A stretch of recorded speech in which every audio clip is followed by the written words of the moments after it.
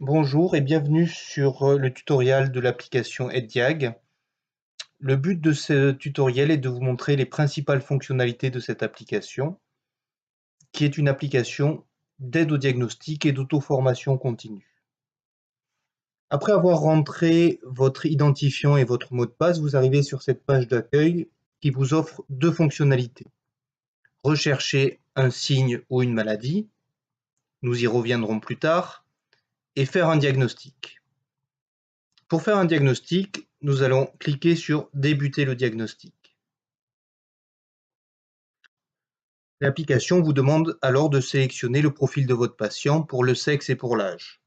Prenons l'exemple d'une femme de 30 ans.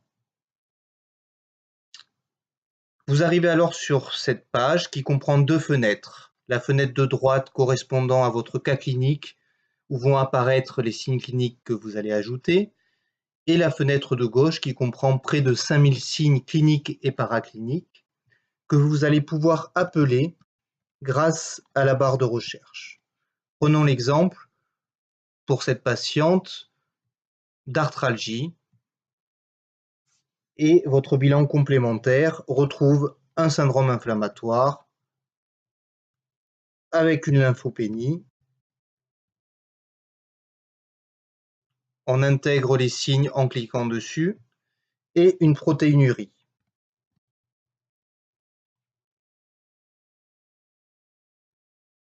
Vous avez à droite les éléments que vous avez intégrés à votre cas clinique, que ce soit au niveau clinique ou paraclinique. Cette icône vous permet de découvrir les hypothèses diagnostiques qui sont proposées par l'application devant cette association de symptômes. Ici, nous avons 7 hypothèses diagnostiques et nous les découvrons en cliquant sur ce bouton. Vous arrivez alors à une nouvelle fenêtre qui comprend 3 parties. La partie de droite la partie du centre, correspond à votre cas clinique avec les signes que vous y avez intégrés. La partie de droite aux 7 hypothèses diagnostiques qui vont être classées par ordre de probabilité en fonction de la fréquence de la pathologie dans la population générale, mais également de la sensibilité, de la spécificité de chaque signe que vous avez sélectionné. Cette partie vous permet un premier aperçu des hypothèses diagnostiques et éventuellement vous oriente et élargit votre champ d'hypothèses. Sur la gauche sont proposés des signes qui vont être associés à ces hypothèses diagnostiques. Nous sommes dans une démarche médicale, vous voyez votre patient, vous identifiez les signes importants, vous avez des hypothèses diagnostiques et vous allez réinterroger votre patient ou le réexaminer en fonction. L'application vous permet de réinterroger spécifiquement votre patient, que ce soit au niveau clinique, paraclinique ou pour les signes de terrain. Il va vous proposer des signes à rechercher en première, deuxième ou troisième intention, ainsi que potentiellement des signes pathognomoniques qui permettront de faire un diagnostic.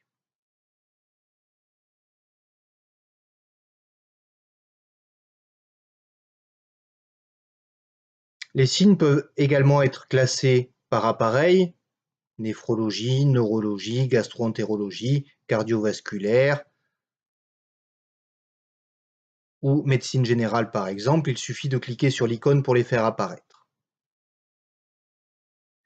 Nous allons pouvoir intégrer de nouveaux signes après notre examen. Prenons par exemple un amaigrissement. Nous allons cliquer dessus pour qu'il apparaisse dans notre cas clinique et modifie les hypothèses diagnostiques. Quand nous intégrons un signe, il va s'intégrer en tant que présent et va être sélectif pour les hypothèses diagnostiques, ne retenir que les hypothèses diagnostiques contenant ce signe. On peut également l'intégrer comme incertain, notamment quand un signe est modéré ou qu'il est potentiellement associé à un autre antécédent du patient, voire comme absent. Dans ce cas-là, ce signe ne sera pas sélectif, mais permettra de reclasser les hypothèses diagnostiques.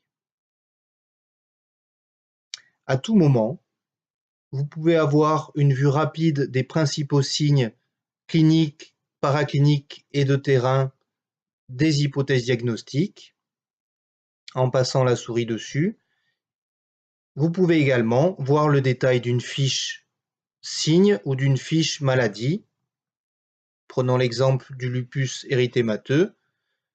En cliquant sur le détail, vous arrivez à cette fiche maladie qui va vous montrer les généralités sur la maladie dans la fenêtre de droite, la définition, potentiellement des alertes, les synonymes, la bibliographie.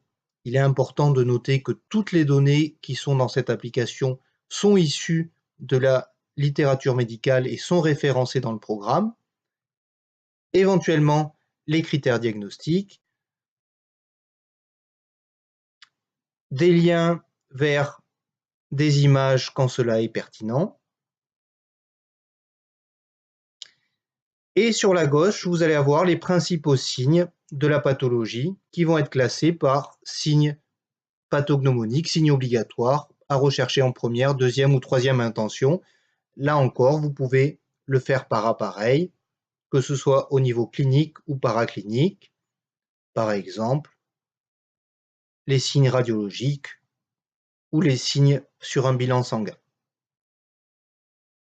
Vous pouvez ouvrir à tout moment une fiche signe de la même façon et vous aurez sur la fenêtre de gauche les généralités sur la pathologie, les définitions, les synonymes, la biographie, etc. et les maladies qui peuvent être associées à ce signe, là aussi classé par incidence de la pathologie. À tout moment, vous pouvez revenir à votre diagnostic pour potentiellement rajouter des signes. Vous avez également la possibilité de télécharger votre recherche diagnostique pour l'intégrer à votre fichier patient. Nous retournons maintenant à l'accueil pour voir la fonction rechercher un signe ou une maladie.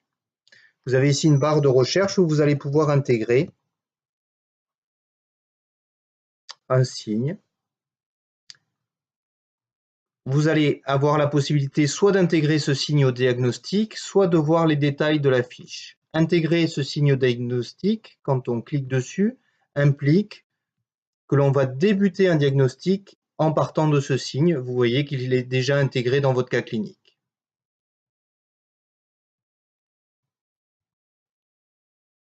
Voir les détails de la fiche revient à voir une fiche symptômes avec les principales étiologies, les définitions, les alertes, etc., bibliographie et les maladies associées.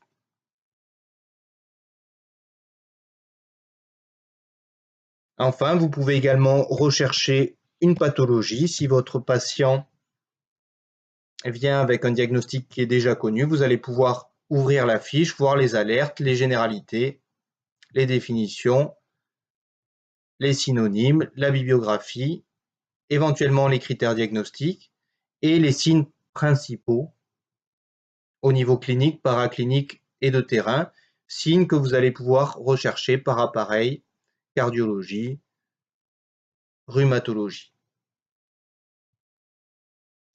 Voilà. Voilà en quelques mots les principales fonctionnalités de cette application.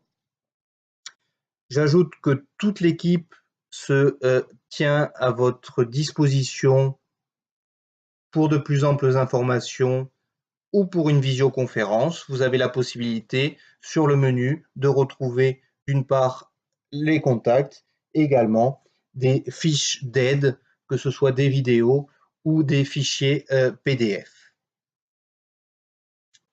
Je vous remercie pour votre attention et je vous souhaite de bien travailler sur EdDiag.